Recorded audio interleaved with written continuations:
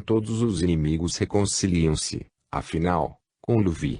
Minerva, que fora vítima de Eustáquio por 2 vezes, ao reencontrá-lo e recebendo a chance de perdoá-lo, sob o invólucro do sacerdote português Elício, investe contra ele, escravizando-o e submetendo-o a constantes humilhações. Irmão Elício, o que fazemos hoje com Luvi? Ele trabalhou somente meio período e, dizendo-se doente, foi dormir. Acorrentem-no ao tronco e chicoteiem esse negro insolente. Profere, colérico, o padre. Após muitas semanas de chibatadas diárias, ele é conduzido a uma clareira da floresta e deixado inerte e enfermo, acorrentado, aguardando o final de sua existência. Resignado, parte para o mundo espiritual tão logo suas forças esgotam-se.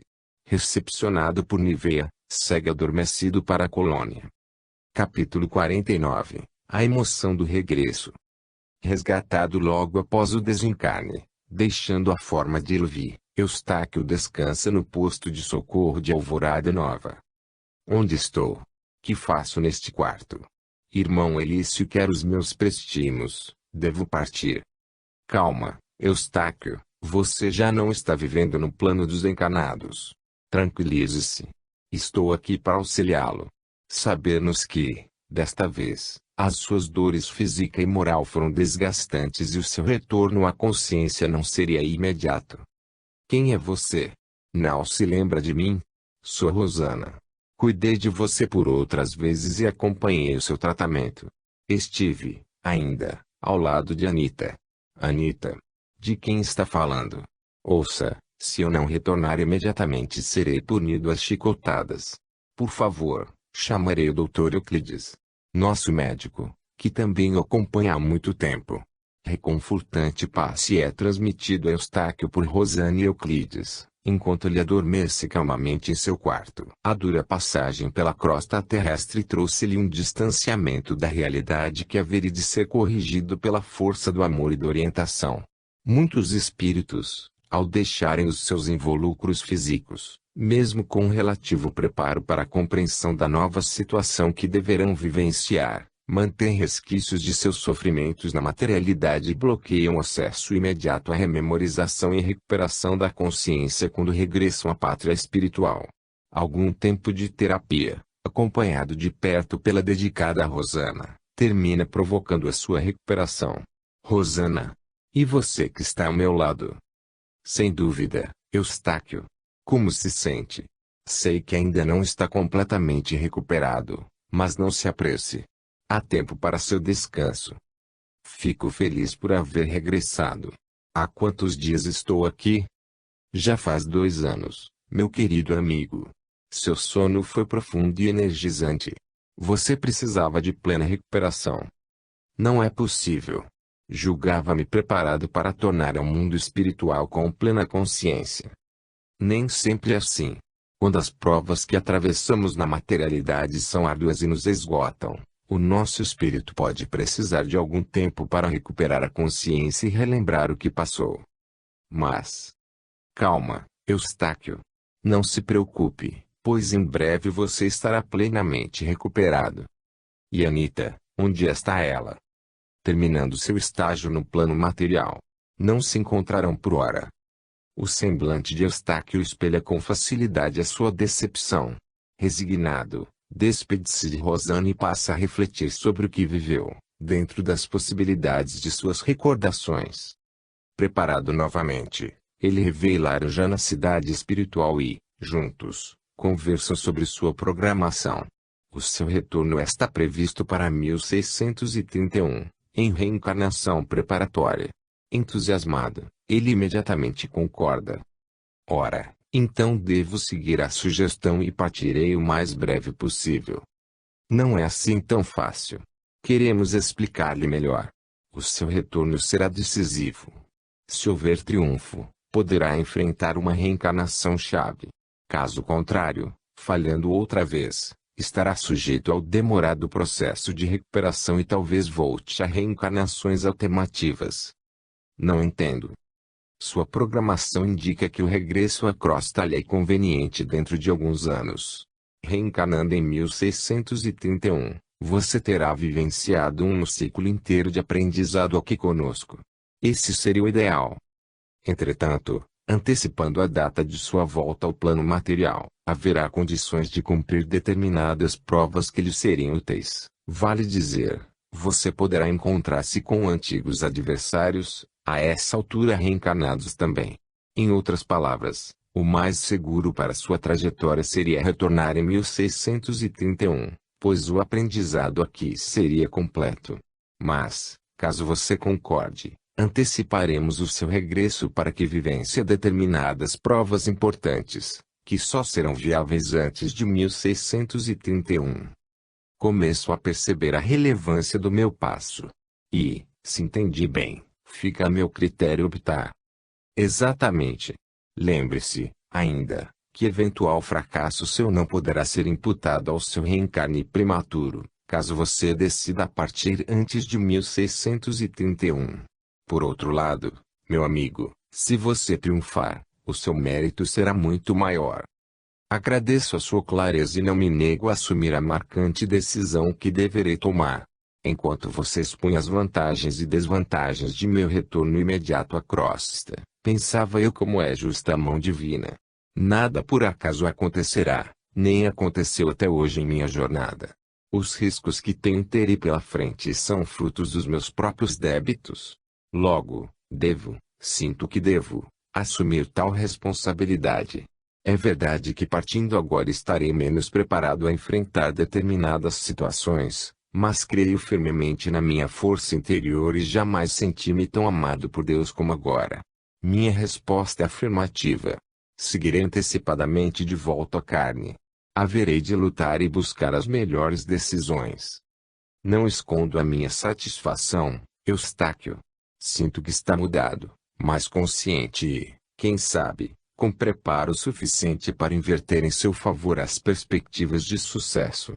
Transmitirei a sua decisão à Coordenadoria Geral e aguardarei instruções. Autorizada a jornada antecipada, ele retorna, confiante, em 1621. Capítulo 50. A Guerra dos 30 Anos. Um pouco de história. O jovem Armand Jean Duplessis partiu de Paris para receber em Roma sua ordenação ao atingir os seus 20 anos de idade. Levava consigo um exemplar do livro de Machiavelli, O Príncipe. Interessado nas lições do chanceler florentino, entusiasmava-se com a ideia de aplicar à estrutura hierárquica da Igreja alguns dos princípios basilares da doutrina exposta com maestria nessa obra que acabara de conhecer. A reforma protestante continuava invadindo os lares franceses e quando Armand retornou a Paris sentia-se compelido a participar da luta teológica no seu país, contando, para tanto, com o apoio da nobreza e, em especial, não por acaso, da família de Médicis. Nomeado bispo, galgou triunfante os altos postos eclesiásticos da França e terminou influenciando sobremaneira a política interna e externa de sua nação. Enquanto era nomeado cardeal de Richelieu, do outro lado da Europa nascia um garoto franzino, germânico de berço, que recebeu o nome de Frediano, cujos pais, católicos fervorosos, estavam inconformados com a situação de insurreição recém-criada na Boêmia, quando príncipes protestantes recusaram aceitar o imperador eleito Fernando II de Habsburgo e impuseram o reinado de Frederico V. O ano de 1622 decorria conturbado para todo o Império Germânico, que acabara de mergulhar num dos conflitos mais ruinosos para sua unidade que lhe causou prejuízos por várias décadas. Os católicos não admitiam a ofensiva protestante e, a pretexto de fomentar um combate em religiões, fizeram com que inúmeros países começassem a interferir no conflito armado que tomava conta do Império. A França, por interferência do cardeal e duque de Richelieu, iniciou uma ofensiva contra os huguenotes em toda a Europa. Prosseguia a Guerra dos 30 Anos. Por volta de 1533, com a morte do rei Frederico I, na Dinamarca, os protestantes iniciam uma ofensiva visando chegar ao poder. Instala-se no país a guerra civil e, quando os huguenotes obtêm triunfo, muitas famílias católicas deixam Copenhague. Entre elas, estão os Schleswig, que seguem a Leste, no Império Alemão, buscando refúgio. Harold Zwig, pai de Frediano, mantém fidelidade estreita aos postulados católicos e decide participar da Guerra dos 30 Anos, ao lado do imperador germânico, que luta contra o protestantismo. Desencarnando em plena batalha, deixa os familiares mergulhados em imensurável tristeza. Buscando uma rígida educação, a mãe envia Frediano ao norte da Alemanha para ser educado pelo tio Eric, instalado em Bremerhaven. O início do convívio entre ambos é áspero, pois o adolescente descobre que o tio é protestante, justamente, no seu entender, o inimigo que matou seu pai. Muitas lições, entretanto, somam-se em seu espírito e, aos poucos, Frediano descobre a pureza do sentimento religioso que brotou um dia de Lutero, às portas da Catedral de Wittenberg, desmistificando o horror que tinha a posição de Eric.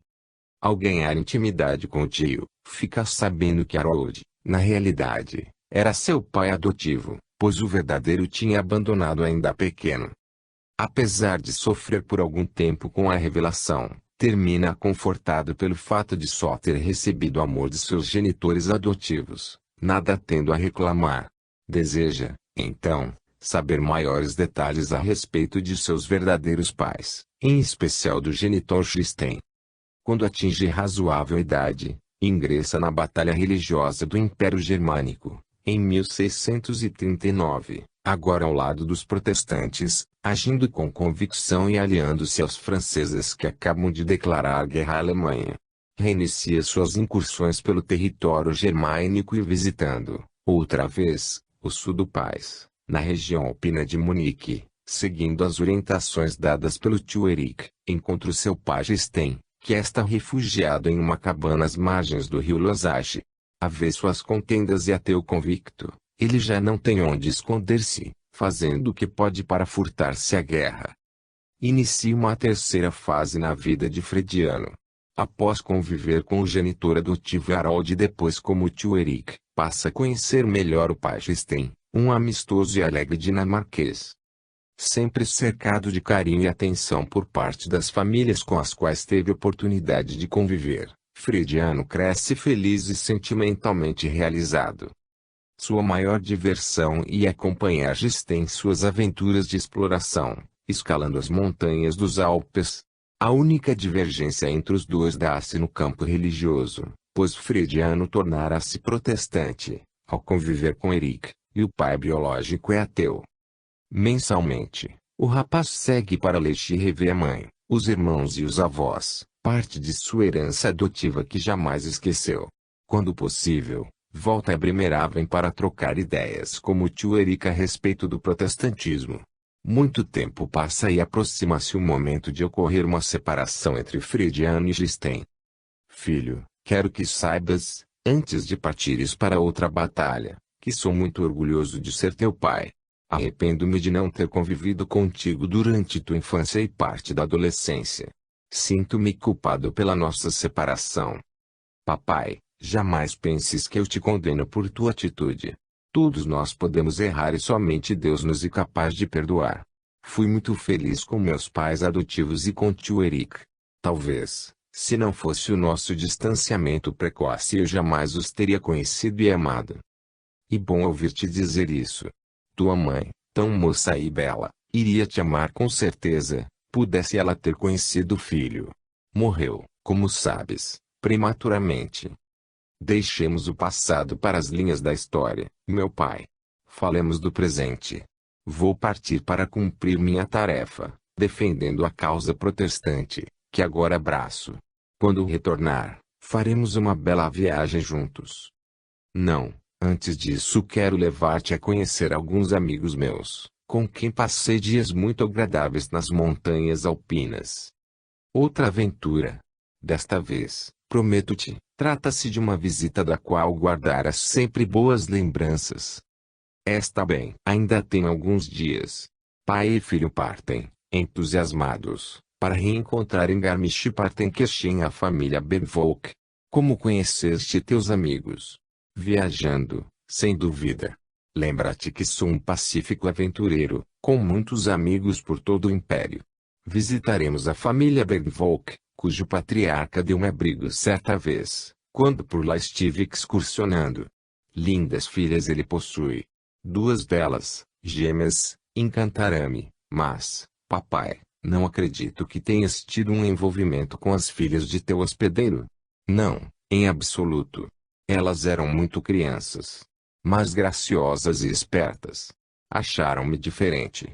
Nunca tinham visto um dinamarquês antes. A família é numerosa, são 12 filhos. Humildes, mas muito hospitaleiros e alegres. A Baviera do século XVII envolve-se integralmente na Guerra dos 30 Anos, embora suas regiões montanhosas fiquem alheias às batalhas. Em um desses recantos, situa-se a Vila Partenkirchen, de onde sai o acesso à escalada tormentosa rumo à íngreme montanha que separava de Garmisch, outra aldeia vizinha. Durante 2 semanas, Distem e seu filho ficam hospedados com os Bergvolk, estabelecendo um convívio agradável e muito amistoso. Desvinculados da vida social e política do Império Germânico, a família passa os dias cultivando a simplicidade e o amor à natureza. Aproxima-se o momento da despedida e os filhos do casal cantam um hino, composto pelo varão primogênito, para saudá-los no adeus que deveria marcar o sofrimento da separação, mas também a imensurável alegria do convívio que tiveram e da amizade que se fortaleceu. Distem e Frediano acenam as mãos e distanciam-se da cabana, enquanto ouvem, emocionados, a cantiga entoada pelos anfitriões. De volta a Munique, Frediano decide partir rumo a Viena, onde os protestantes preparam-se para cercar a cidade por volta de 1647. O pai está inconformado e não aceita a participação do único filho na guerra. Em verdade, não se trata de uma simples separação, pois as posições, nas linhas do destino, estão invertidas. Distem, reencarnação de Klaus von Biller, já foi filho de Giscard, atualmente reencarnado Frediano. No passado, o conde d'Antony separou-se desde o nascimento do filho bastardo Klaus. O presente fez com que este último, na posição de pai, abandonasse igualmente o filho desde que veio à luz. Portanto, o instante que antecede a separação de ambos torna-se difícil e os sentimentos afloram-se do fundo de seus espíritos. Um amor conturbado e secular os une e os separa com a mesma facilidade. Distanciam-se Frediano e Distem, embora, desta vez, irmanados num amor sólido e construtivo.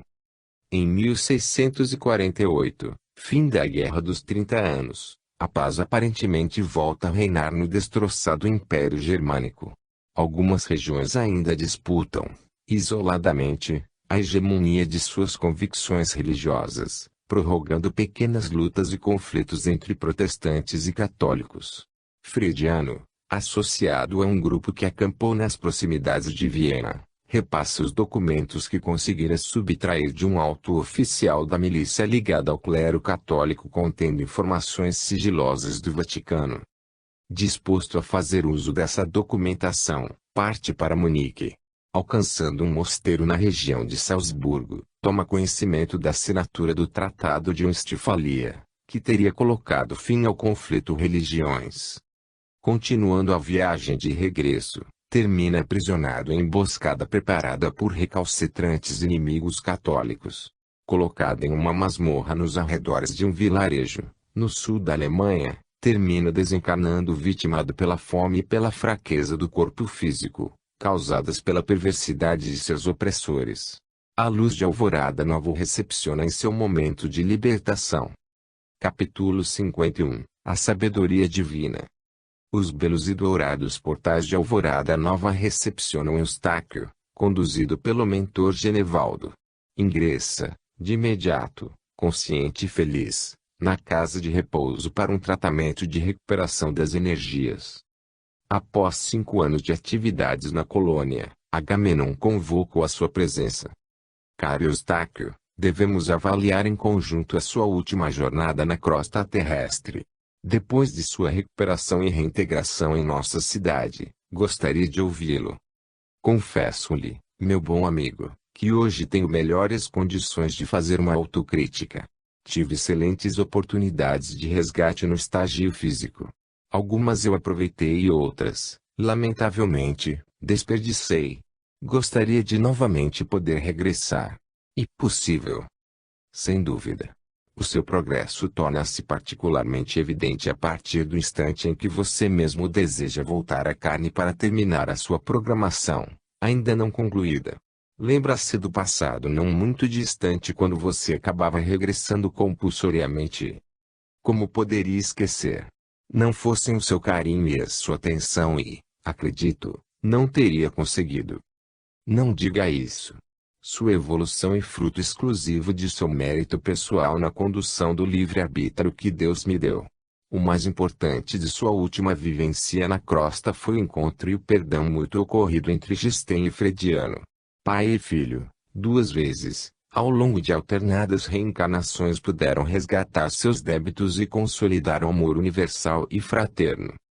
Fico igualmente feliz. Você conseguiu, meu querido amigo, seguir à risca o mandamento de Jesus: reconciliai-vos, o mais depressa possível com o vosso adversário, enquanto todos estáis a caminho, para que ele não vos entregue ao juiz, o juiz não vos entregue ao ministro da justiça e não sejais metido em prisão.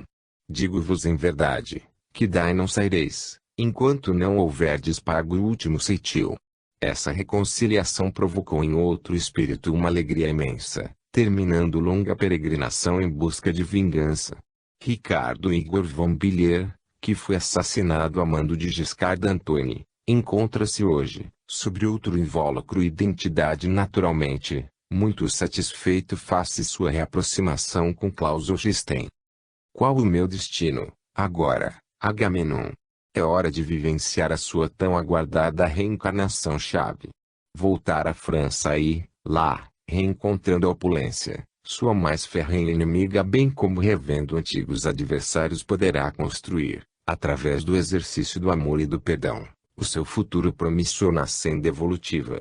Sinto-me inseguro ante tanta responsabilidade. E se eu falhar? Note, Eustáquio, que o trabalho não estará exclusivamente em suas mãos. Aliás, nenhum grande empreendimento conta com uma só pessoa para realizá-lo, pois todos estão sujeitos, em face da má utilização do livre-arbítrio, aos desvios do bom caminho.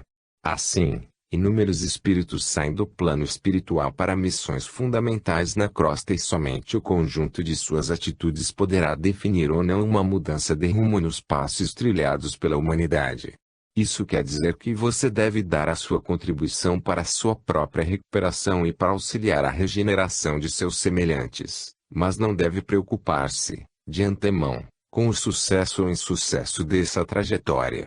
Somente a Deus compete julgar-nos. Você tem plena razão. Não tornaria a demonstrar ansiedade desnecessária. Há algum cuidado especial que deverei ter? Sim, existe. Seu retorno acontecerá em uma época delicada na história francesa. A Inquisição oficialmente terminou, mas os inescrupulosos representantes de alguns setores reacionários do clero continuam praticando essa forma de cruel violência contra muitos fiéis. Além disso, politicamente, a França viverá um período de intensas mudanças, do qual você deverá participar colaborando pelo aprimoramento dos valores cristãos. Assim seja, Agamenon. Estou disposto a partir e enfrentar os obstáculos que me aguardam. Em 1737, Eustáquio segue para Paris, tornando a carne sob o nome de Lisandro, um participante ativo dos caminhos que levaram a França à sua maior revolução e constituindo-se defensor emérito de ideias iluministas que combatem a pena de morte e outros processos violentos de extermínio dos homens. Capítulo 52 – A Revolução Francesa. As desigualdades sociais no Estado francês acentuam-se e a monarquia absoluta, consolidada com mãos de ferro pelo cardeal Richelieu, sobrevive pujante e dispendiosa. A divisão na sociedade agrava a tensão pouco a pouco e os dois primeiros grupos de poder, o clero e a nobreza, denominados de primeiro e segundo estados, distanciam-se cada vez mais do resto da população, concentrada no terceiro estado. Uma classe de comerciantes, empresários e profissionais liberais começa a deter parcela considerável das riquezas e busca implantar uma nova ideologia na França. Surge a filosofia iluminista, que prega, Antes de tudo, ser a igreja instituição dispensável ao homem. Para encontrar a Deus, dizem os iluministas, não há necessidade da participação obrigatória do clero como intermediário, ideias que desagradam a Igreja Católica. No ano de 1737, nasce Lisandro, filho de burgueses ricos, porém sem qualquer participação na estrutura política da época. Recebendo primorosa e refinada educação, por conta dos relacionamentos sociais dos pais, acaba convivendo com personalidades do movimento iluminista francês. Aprende diversos idiomas e lança-se, desde cedo, ao estudo erudito. A família formada pelos pais Renan e Aline e os filhos Lisandro, Guido, Aide e Gilbert. Enquanto o caçula apoia o mais velho no seu desenvolvimento intelectual, os outros dois preocupam-se somente em divertir-se nas festas da corte. Sofrem, entretanto, a discriminação dos jovens nobres que não têm consideração com os filhos de comerciantes sem títulos. Em alguns encontros sociais, Aide e Guido apreciam exibir aos seus amigos fidalgos os conhecimentos do irmão primogênito, que a todos encanta com sua prodigiosa memória para os versos poéticos. Por favor, Lisandro, repita-nos a cena do balcão, nas doces palavras de Romeu, pede a irmã Aide. Vou tentar. Brilha a luz através da janela. Trata-se do Oriente, Julieta e o sol. Eis que surge o sol matando de inveja a lua, que está pedida e doente. Julieta, és mais linda que a lua. Entre suspiros e ligeiros aplausos, ele termina, és minha dama. Oh! Ela é o meu amor. Não sei se mais me recordo. Emocionadas, as moças presentes insistem para que ele continue. Não cesses. Queremos ouvir-te, uma delas suplica. Os olhos de Julieta brilham tais como estrelas do céu. Que poderia ocorrer se os olhos dela estivessem no firmamento e as estrelas na sua cabeça? Certamente o fulgor das suas faces iria envergonhar as estrelas como a luz do dia o faz com a lâmpada. Os rapazes, esquecidos num canto, revoltam-se com a presença marcante de Lisandro, mas são obstados em seus reclames pelas damas encantadas. Fala dos olhos, suplica uma delas. E o moço continua. Seus olhos seriam capazes de lançar do céu raios tão claros que as aves cantariam acreditando ter chegado a aurora. Olhai como apoia o rosto na mão. Queria ser uma luva sobre aquela mão para que pudesse tocar-lhe o rosto. Tal como Julieta o faria, as moças suspiram em conjunto, numa só voz. Ai de mim! Inconformados, alguns fidalgos apreciadores do poeta inglês pedem a Lisandro que repita os trechos de Julieta. Ai de nós, Lisandro! Onde estão as súplicas de nossa Julieta? Preciso retornar a Paris. Fico-vos devendo para o nosso próximo encontro. Até breve, amigos. Satisfeitos, os irmãos Guido e Aide afirmam-se diante de todos, suprindo a falta de títulos nobiliárquicos que lhes corrói o orgulho. A juventude intelectual de Lisandro conduz ao centro das atenções em sua casa, despertando o respeito dos irmãos e a satisfação dos pais. Tão logo são lançadas, ele procura ler as famosas obras O Espírito das Leis, de Montesquieu, e O Contrato Social, de Rousseau. Quanto a este último livro, o trecho que mais o impressiona é o que trata da figura do legislador, a pessoa que tem por missão fazer as leis do Estado e da sociedade. Seus olhos brilham ao sugarem com afinco linha por linha desse capítulo, enquanto seu coração clama por tal posicionamento na política francesa e a sua razão termina por indicar-lhe o seu caminho. Haveria de ser legislador no seu país. As palavras do autor Rousseau permanecem flamejantes em sua mente, repetindo-se seguidamente até levá-lo à exaustão em suas reflexões. O que o faz, hoje, tão preocupado, Lisandro? Nada em especial, Gilbert. Estou apenas pensativo e questiono meus próximos passos. Estamos num ano difícil para toda a estrutura social de nossa pátria e devo posicionar-me ao lado daqueles que defendem o Estado livre e igualitário, desvinculado do personalismo do rei e do clero. Não posso esquecer as palavras de Rousseau, já sei, cantaste por todos os lados e até nos sonhos falaste sozinho, não exageres, meu irmão, posso repetir, se desejares. Ouças, O legislador é um homem extraordinário em qualquer ponto de vista. Não se trata de magistratura ou de soberania. Legislar é uma função superior e particular que não é comum ao império humano. Quem impõe a lei não deve conduzir os destinos do homem e quem comanda os homens não deve fazer a lei. Estou certo até aqui. Envaidecido com a atenção que o jovem irmão dedica às suas colocações insistentes quanto ao melhor sistema de governo que sente ser o ideal para a França, Lisandro aquece. Quase integralmente certo, porém não menos brilhante. Estou orgulhoso de ti, meu irmão. Aprendeste, de fato, importantes passagens dos escritos de Rousseau. Não achas soberba sua afirmação naquilo que se refere ao legislador? Percebes que a pessoa que faz as leis não pode governar com isenção? Da mesma forma, aquele que governa deve ficar alheio à elaboração legislativa. Trata-se de uma visão óbvia do universo político que muitos não perceberam até agora. Por certo devo retornar à obra do Barão, O Espírito das Leis, onde encontrarei subsídios para escrever o próximo cahier. Desde o início de 1789, os cahiers de doléances 54 colhiam a opinião do povo, componente do terceiro estado, a respeito das cargas tributárias, dos atos de governo, dos privilégios da nobreza e, apesar de contidos no questionamento à monarquia, terminam por tocar no assunto crucial para o povo francês a essa época, a elaboração de uma constituição. Lisandro, em franca ascensão político-social, e seus amigos mais próximos elaboram um desses cahiers no interior da biblioteca de sua residência para remetê-lo ao rei, acompanhados de perto por Gilbert, um interessado eterno nas ideias do irmão mais velho.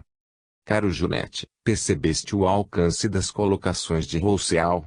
Podemos criticar a organização política de nosso Estado à semelhança do que fez Calvino em Genebra. Que achas? És um admirador de Calvino, por certo, evidente. Sua atividade não se limitou à teologia. Foi um político honesto e inteligente que revolucionou Genebra. Já tivestes a oportunidade de ler as suas instituições? Não, ainda. Ele o fez. Que achastes? Indaga Junete ao outro companheiro, Ernest. Preciosa e indispensável. Ofereço-te o meu exemplar. Deves conhecer de imediato. Mas, Lisandro, o que vamos especificar nesse cahier no tocante à Igreja? Vamos questionar a Deus como fonte absoluta de todas as leis? Não é bem isso. Deus e fonte máxima de inspiração da lei dos homens. Entretanto, a Igreja não é a única que pode interpretar a vontade divina. Eis o mal do nosso século. Eis a chaga de França. Entregamos a uma instituição desgastada em ruínas a primazia da palavra de Deus. Com isso jamais concordarei. És um protestante. Não se trata disso. Sigo a filosofia de meu querido e saudoso pai. Considero-me um espiritualista. Acredito na Sagrada Escritura, nos ensinamentos de Jesus Cristo, na mão de Deus conduzindo o nosso destino, porém não delego à Igreja, a qualquer religião a tarefa de pensar e agir por mim. Eu sou o Senhor dos meus atos e responsável por minhas atitudes. Responderei diretamente ao Criador quando deste mundo partir. Estupefato, o amigo Junete indaga: acreditas, de fato, na vida após a morte? Sem dúvida. Mas não percamos mais tempo. Não estamos aqui reunidos para discutir filosofia ou teologia. Continuemos no nosso manual de queixas. Vamos colocar a visão universal dos pensadores afinados com a verdadeira política. Não se deve desvincular a presença de Deus das leis. Lembra-te que desde a época de Maquiavel assim já fora escrito. É verdade. Diz-nos o Florentino em sua obra que nunca houve um só legislador que não tivesse recorrido a Deus para legislar. Somente assim suas leis seriam aceitas. Essa é a nossa filosofia. Ao trabalho. Ernest, um dos companheiros de Lisandro, apesar de se fazer passar por amigo e leal, na realidade inveja e assimila as suas ideias para depois transmiti-las na corte como se suas fossem, de modo a mostrar conhecimento e erudição. A sua ignorância provoca-lhe um repúdio social e a única possibilidade que vislumbra é subtrair do amigo ilustrado as suas ponderadas colocações e ouvir as discussões entre os elaboradores dos caeres, a fim de acumular cultura, mesmo que artificialmente. Encontra, no entanto, em seu caminho, a desconfiança de Gilbert, que o contesta diutumamente em defesa do irmão. Não sei o que fazes aqui conosco, Ernest. Meu irmão deve estar cego por não perceber a tua infidelidade e a tua incapacidade intelectual. Não sejas agressivo, Gilbert. Compreendo a tua dedicação a teu irmão, mas não faças um juízo precipitado de minha pessoa. Realmente não possuo os brilhantes conhecimentos de teu irmão, mas não posso ser considerado tão ignorante quanto tentas insinuar. Percas a dissimulação. Eu não me chamo Lisandro e nem sou crédulo como ele. A mim não conseguirás jamais enganar. Sei que és um interesseiro e somente acompanhas os passos de meu irmão porque não tens para onde ir. És um tacanho que não tem penetração na nobreza, nem no clero. Os intelectuais te reprovam os conhecimentos e todos devem reconhecer a tua insignificância. Acho que deves cessar teus insultos. Posso zangar-me, de verdade. Faças o que quiseres, pois de ti não tenho medo. Enquanto me for possível, buscarei afastar-te de minha casa e de meu irmão. Reencanado, Razok, antes um aliado e agora um inimigo, sob o invólucro de Ernest, não esconde a sua antipatia por Lisandro e a sua intenção em prejudicá-lo. Entretanto, equilibrando a situação, o jovem Gilbert e o velho amigo Gideon, também reencarnado ao lado de Eustáquio. Aproxima-se uma das datas fatais para o universo absolutista francês. O 9 de julho de 1789, quando os deputados reúnem-se em Assembleia Nacional Constituinte, traz o avanço considerável daquela que seria a célebre Revolução das Revoluções da história da França. Ao demitir o ministro Necker, Luís XVI faz eclodir o movimento revolucionário e, no dia 14 de julho seguinte, a tomada da Bastilha simboliza um marco nessa luta armada que passa a ocupar as ruas parisienses. A Guarda Nacional, nas cores emblemáticas da bandeira francesa, azul, vermelho e branco, busca manter a ordem. Uma comissão de notáveis é chamada a participar da administração. Lisandro inicia sua trajetória no governo intelectual. Somente no início de agosto os ânimos revolucionários são contidos, ante o acordo celebrado entre o clero, a nobreza e o terceiro estado, abolindo privilégios e contendo os impostos. Desse acordo, participam ativamente Lisandro, Junette e Ernest, embora este último poucas contribuições tenha dado ao evento. Ao final do mesmo mês, surge o documento histórico denominado Declaração dos Direitos do Homem e do Cidadão, quando, outra vez mais, Lisandro contribui com seus pensamentos. A negativa de Luís XVI em aceitar tal declaração e as bases do acordo que selava o fim de muitos privilégios, fez eclodir novamente a ira dos franceses e o movimento tomou conta das ruas. Como acontece em todos os grandes acontecimentos históricos dos homens, inúmeros espíritos, de todos os níveis evolutivos, aproximam-se de Paris e nuvens negras e gigantescas, por vários dias, ocupam os céus de França. Emissários de Alvorada Nova buscam apoiar os encarnados ligados à colônia, compreendendo a importância do momento vivenciado por todos e tendo por finalidade conter, ao máximo, os exageros e a violência que pudessem surgir a qualquer instante. Uma equipe de mentores, liderada por Genevaldo, aproxima-se de Lisandro e busca garantir a sua tranquilidade em ocasião tão conturbada. Instruções de colônias superiores tinham chegado a Alvorada Nova, solicitando a partida imediata de seus enviados ao cenário francês, de modo a garantir um curso saudável para a história, na medida do possível. O confronto é inevitável e mentores iluminados cercam Paris. Hordas de espíritos inferiores fogem assustadas para as zonas cavernosas nos arredores da cidade, ante o brilho que os cega proveniente das equipes socorristas. Alguns líderes nefastos e persistentes do mundo espiritual inferior tomam a cidade e, sustentados por correntes negativas de vibrações de vários encarnados, continuam influenciando parcela considerável dos parisienses. Lisandro, nessa oportunidade de sua jornada pela crosta, goza de considerável isenção em seu espírito, visto que os seus mais cruéis opositores e obsessores do passado encontram-se reencarnados, como ele. Marcel, Turgot, Gentile e Razuc estão vivenciando experiências na crosta terrestre e, à exceção deste último, distanciados de Paris. É certo que seguidores desses líderes e ainda inimigos de Eustáquio o perseguem, embora com menor furor e esperteza.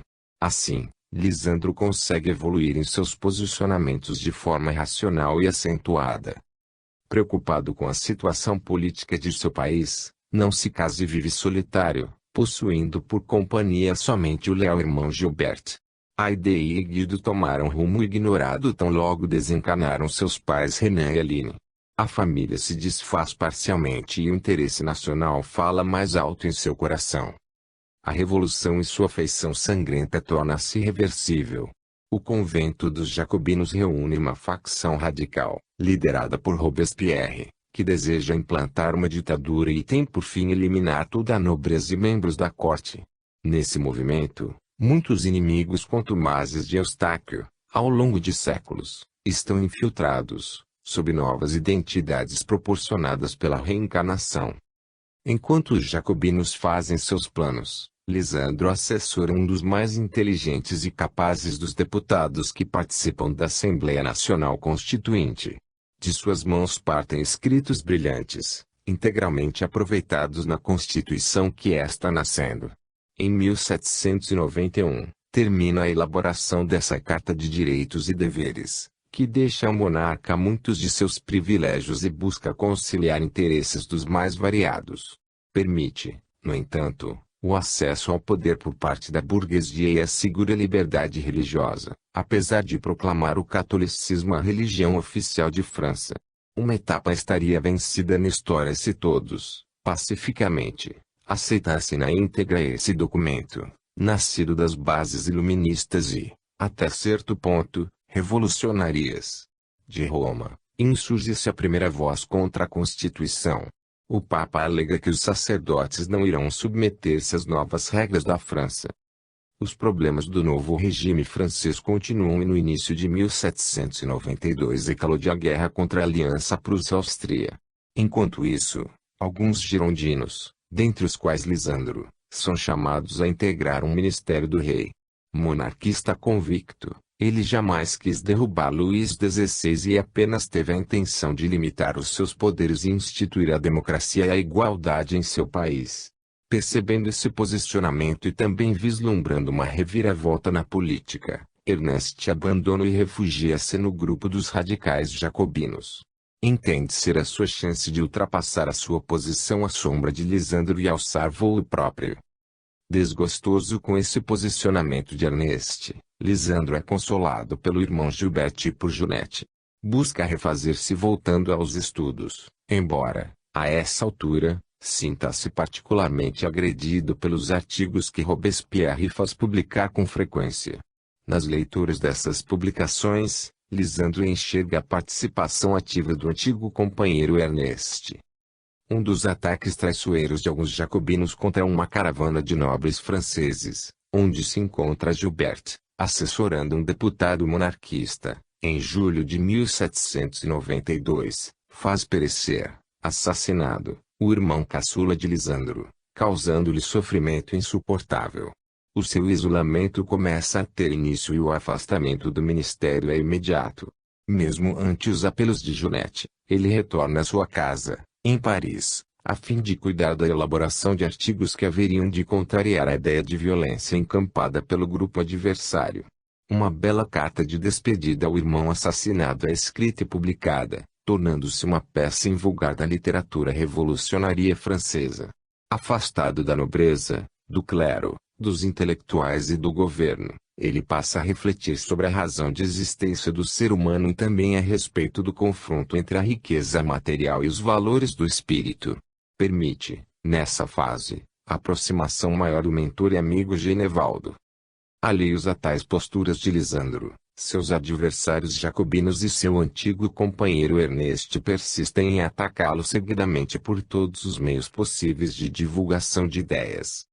O ápice de seu inconformismo, entretanto, acontece no dia 21 de janeiro de 1793, quando o rei Luís XVI termina guilhotinado. O acusador maior do monarca fora Robespierre, assessorado pelas considerações traiçoeiras de Ernest. Resolve, então, afastar-se de Paris seguindo para um mosteiro beneditino, com o qual mantinha contato amistoso, composto por monges desvinculados da tradicional estrutura da Igreja Católica e voltados ao cultivo do amor e da caridade. Capítulo 53 – A verdadeira religião. Alguns meses após a morte de Luís XVI, superado o choque que lhe abalou profundamente o espírito, Lisandro resolve deixar o claustro voluntário que se impôs da abadia de Versailles, participando da primeira refeição conjunta com os monges beneditinos. Confrades, vamos orar a Deus pedindo proteção à nossa querida França, hoje tão abalada pela guerra interna, bem como pelos rumos de todos nós, perdidos no turbilhão revolucionário que se instalou em nossos corações. Oremos, também, pela sorte de nosso querido irmão Lisandro que nos visita e participa de nossa vida simples, buscando paz espiritual e tranquilidade para suas meditações e inaugura o jantar o prior Eurico. Sem qualquer comentário dos presentes, uma aura de luz esverdeada penetra vagarosamente no ambiente, atingindo os centros vitais de todos os monges, trazendo-lhes harmonia e serenidade e incentivando o visitante a proferir algumas palavras. Amigos beneditinos, fui feliz de, um dia, ter-vos encontrado. Estava confuso e perdido em minhas próprias reflexões acerca da vida e da revolução que marcou nosso amado país. Com o vosso apoio, orando a Deus, estou certo de estar, agora, no caminho certo. Agradeço-vos. Abandonando seus bens materiais, ele está disposto a encerrar os seus dias em um ritmo de vida simples e repleto de realizações no campo da caridade e da fraternidade, usando como exemplo a Ordem Beneditina de Versailles, que insiste em permanecer desligada das regras do Vaticano. Certamente, meu querido irmão, podes contar conosco. Diferenciamo-nos de outras ordens religiosas e até mesmo dentro dos beneditinos formamos um grupo estranho. Afastamo-nos das riquezas materiais e adotamos uma vida modesta, mas plena de envolvimento espiritual e rica de amizades e devoção a Deus. Não que condenemos aqueles que possuam algum bem ou presem os valores da matéria, mas somos claros em considerar a prevalência do espírito sobre o corpo e, acima de tudo, de Deus sobre todas as coisas. E se não dermos o exemplo a respeito desse nosso pensamento, como poderemos convencer a terceiros do nosso acerto? Vivemos em paz há muitos anos e até mesmo a direção de nossa ordem nos deixa seguir o nosso rumo, acreditando que somos inofensivos. Um dia, quem sabe, possamos influenciar outros religiosos a adotar a mesma postura, certos de que irão ter maior facilidade de estar juntos ao Criador. Por tantas razões, irmão Lisandro, compreendemos perfeitamente o teu atual desapego aos bens materiais e aprovamos a ideia de que, ao menos por tentativa, possas conhecer a vida simples da reflexão e da ajuda ao próximo sem a menor exigência de qualquer contribuição financeira. Conte, sim, conosco para extrair tuas dúvidas e passa-nos a tua experiência e teus conhecimentos filosóficos e literários que sabemos serem muitos e de valor inconteste. Possamos conviver em nome de Jesus e de nossos amigos espirituais na mais plena harmonia e construindo um mundo melhor. Aquietando o seu íntimo, o visitante lacrimeja alguns minutos em silêncio, recebendo a solidariedade dos monges presentes. A primeira semana após ter deixado a reclusão decorre célere, enquanto os beneditinos mostram-lhe todo o mosteiro e indicam-lhe a sua rotina e a sua estrutura de trabalho. Aos domingos, saem todos juntos e seguem pelas feiras de Paris a distribuir alimentos e animais, originários de suas próprias plantações e criações, sem receber em troca nenhum pagamento, a não ser calorosos agradecimentos do fundo da alma. Muito obrigado, graças a Deus, Deus te ajude, Deus o abençoe, entre tantos outros. Lisandro sente-se renovar intimamente e até mesmo as vestes de fidalgo, pouco a pouco, cedem espaço para vestimentas simples dos monges. Quase franciscanos, não fossem beneditinos, eles constituem a alegria de muitas vilas e de seus miseráveis habitantes, quando passam cantando hinos de louvor a Deus e exercitando a caridade por Jesus pregada sem qualquer apego ao materialismo. O exemplo conquista o coração entristecido de Lisandro e seu semblante espelha o contentamento de uma nova vida descortinando-se à sua volta. Retornando ao mosteiro, ele faz uma série de indagações ao prior. Irmão, permita-me perguntar-te, como podeis sobreviver sem a ajuda financeira da comunidade? Eu jamais vi uma ordem religiosa que não aceite donativos. Nós aceitamos donativos. Como? Eu não vi ninguém pedindo contribuições nas feiras. Não se trata de receber dinheiro ou metais preciosos como fazem outras ordens, às quais tu te referiste. Recebemos sementes dos agricultores da região, bem como a sua ajuda voluntária no plantio e na colheita. Afinal, nossa mão de obra não é qualificada e somos poucos para o volume de alimentos que plantamos a cada safra. Além disso, recebemos animais reprodutores para manter ativo o nosso rebanho. Com isso, conseguimos manter não só a despensa do mosteiro abastecida como também possibilita-nos a distribuição gratuita nas feiras livres. Percebes? Cada vez mais maravilhando, ele passa a compreender que nem toda parcela da igreja é materialista e manipula os fiéis em benefício próprio. Agradece a Deus a oportunidade de conhecer a ampla verdade a esse respeito. O que sempre desejou. Não tens medo de perder o cargo de prior? Não temes o Vaticano? Amigo, lembro-te que apres la marte les papes devenente papillons et les cires devenente ciron, em frase célebre dos religiosos mais esclarecidos. Isso quer dizer que, ao cruzar a fronteira da vida material, retornando à pátria do espírito, o homem perde a majestade e o manto sacerdotal. Não há papas ou reis após a morte. Logo, não devemos dar satisfações de nossos bons atos a não ser a Deus. Muitas vezes, aquele que foi nobre nesta vida será o mais vil dos seres no plano da verdadeira existência. Que medo poderíamos ter de papas ou reis? Tememos somente não cumprir nossas missões de amor e ajuda ao próximo. Lisandro passa meses felizes, aprendendo e meditando juntamente com os beneditinos e transmitindo-lhes os seus conhecimentos filosóficos e a sua cultura geral quanto à literatura francesa. Adoentado, ingressa no ano de 1794 com a especial convicção de que deverá deixar o plano material brevemente. Impossibilitado de acompanhar os monges nas tarefas caritativas pelas vilas da região, Lisandro retira-se para o bosque situado nos arredores da abadia, em uma ensolarada manhã, colocando-se a meditar. Sente a aproximação de um mentor amigo e deixa-se envolver pelo espírito. Aos poucos, percebe ser o momento de seu desligamento da matéria e, com suavidade, fecha os olhos definitivamente, reabrindo-os, depois, no mundo da verdadeira vida. Capítulo 54 – A saga de Napoleão Bonaparte. Após breve estágio em Alvorada Nova, recuperado e confiante, Eustáquio retorna à França para conviver com um dos mais marcantes personagens históricos, Napoleão Bonaparte, além de vivenciar uma outra reencarnação-chave, da qual depende a sua regeneração e o seu progresso espiritual. Enquanto Bonaparte está terminando, em 1799, a sua campanha no Egito, que tem por fim minar os pontos de apoio de seu arqui-inimigo, o Império Britânico, através da passagem triunfante em São João d'Acre, o pequeno Eduardo entabula as suas primeiras frases, vivaz inteligente, na tranquila casa da nobre família Saliete. Com 6 anos de idade, o segundo filho de Fernando, um dos duques mais prestigiados da corte nessa ocasião, desenvolve-se rapidamente, adquirindo precoce despertar para a cultura. O primogênito, Remo, estuda com o caçula diante dos mais rígidos professores particulares de toda a Europa, contratados especialmente para dar-lhes invulgar educação.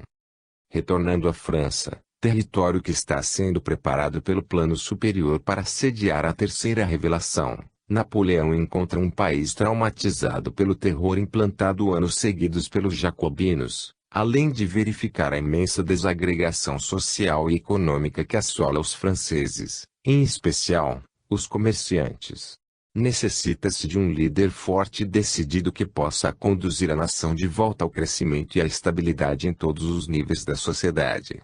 Percebendo essa situação, um golpe de Estado não demora a ocorrer e o famoso 18 Brumário, 09 de novembro de 1799, conduz Bonaparte ao poder, instalando-se para o governo da França um consulado.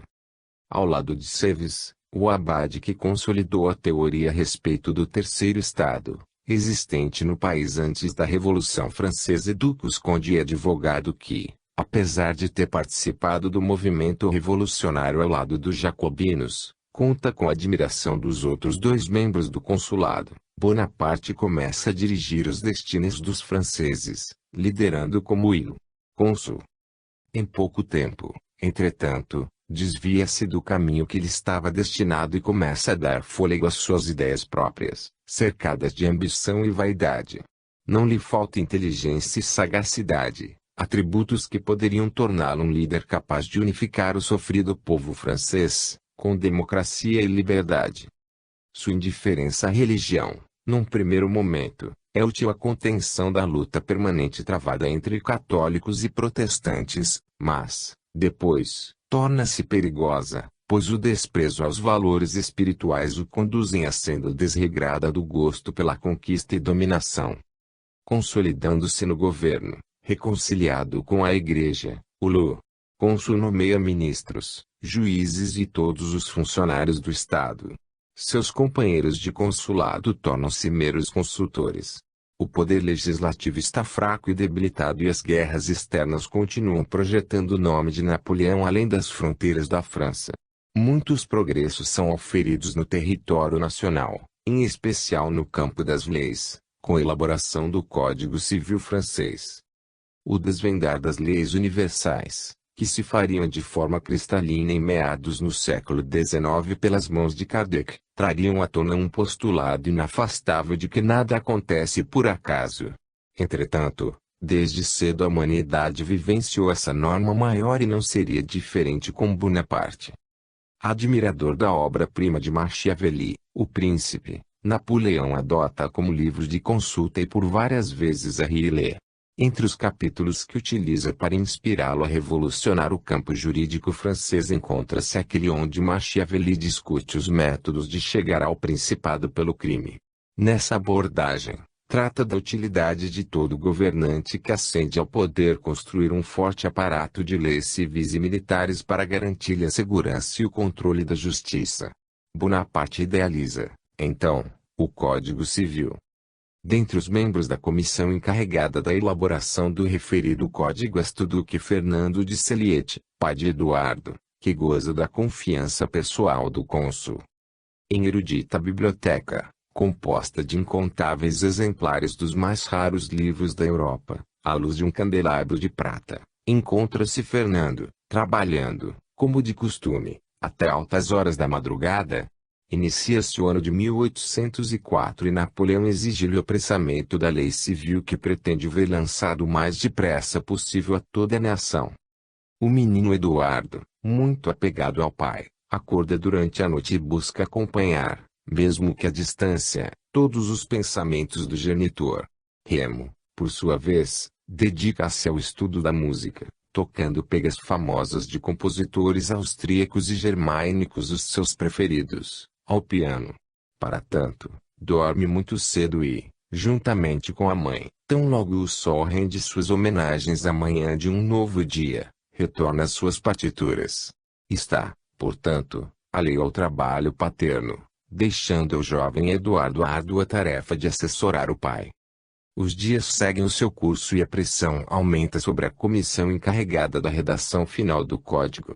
Funcionários entram e saem apressados de uma das salas do Palácio do Governo, onde uma minuta da nova lei está sendo concluída. A par da verificação da equipe material, Mentores de várias colônias espirituais aproximam-se para conhecer aquela que seria uma norma básica para a construção de vários sistemas jurídicos de nações espalhadas por todo o globo, inclusive da pátria do Evangelho, o Brasil. Editado o Código Civil em março de 1804, várias homenagens são prestadas ao Duque de Saliete, um dos redatores. Eduardo, sempre ao lado do genitor, acompanha entusiasmado a sua dedicação e admiração a Bonaparte. Fortalecido com a nova lei, Napoleão continua sua missão belicista externa. A conspiração britânica contra o grande líder dos franceses tem efeito inverso ao pretendido pelos seus inimigos e termina por impulsioná-lo ao trono.